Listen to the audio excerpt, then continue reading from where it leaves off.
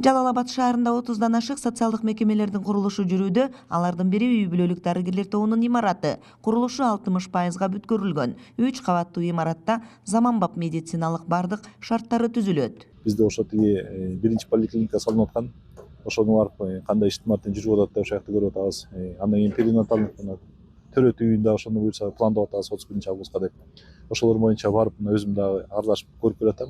Кандай маселелери жаралып атыптыр, кайсы жерден кандай токтолуп аткандыр маселе бар экен деп. Ошону азыр барлык кандай мүчүлүктөр бар экен, кандай көйгөйлөр бар экен, ошолордун баарын тез арада угуп алып туруп, ошол боюнча аларга да колубузду сунуп чогуу бир неме менен бүтүрүшүбүз керек да. 3000ге жакын балдар билим алып жаткан Сатыбалды Давлетов атындагы номер 14 инновациялык мектеп-лицейинин кошумча корпусунун курулушу да жүрүүдө. Долбоордо спорт залы, ашканасы, актовый залы камтылган.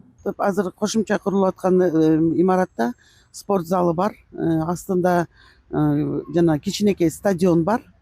И стадиондун жанында 250 адам отура турган, көрө турган дагы сиденье, скамейкалар болот экен. Ошонун менен бирге эле ашканасы, заманбап ашкана. Бизде актовый зал болгон эмес, мектебибизде актовый залы кошулуп болуп атат. Анан химия, биология, физика кабинеттери, лабораториясы менен өзүнчө болуп атат.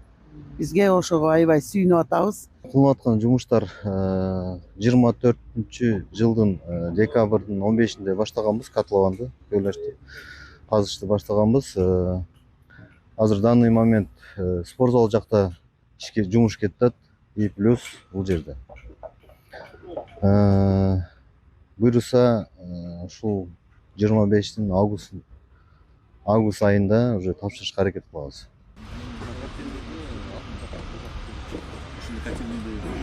Кошумча имарат 700 балага ылайыкталган. 14-декабрдан бери курулуш иши жүрүүдө. Ушул жылдын август айында пайдаланууга берилери максатталып турат. Өзүбүздөргө белгилүү болгондой эле билесиздер да, Жалал Абад болсо биздики ОТГ боюнча туристский город деп айтылган. Андан сырткары болсо мына биздин президентибиздин тапшырмасы менен 31-августубуз болсо эгемендүүлүк күнүбүз ошо биздин Жалал Абадтан өткөн атат да.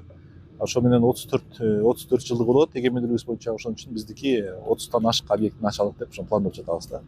Анан ошо бүгүн болсо ошо мен атайын чыгып көзөмөлдөп келатам ошо бир чоң объекттерим бар деп.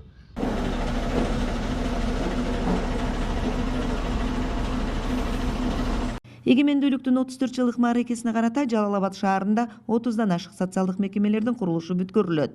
Бүгүн президенттин Жалал Абад облусундагы ыйгарым укуктуу өкүлү Тилек Текебаев 3 объектинин курулушунун жүрүшү менен таанышты.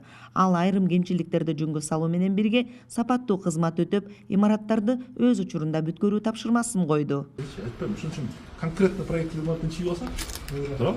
Эчким зависим болбош керек да. Ана проект чилди, экспертизадан өттү. Кыял Сабирахунова, Алмамбет Кулушев, ЛТР, Жалал Абад облусунан.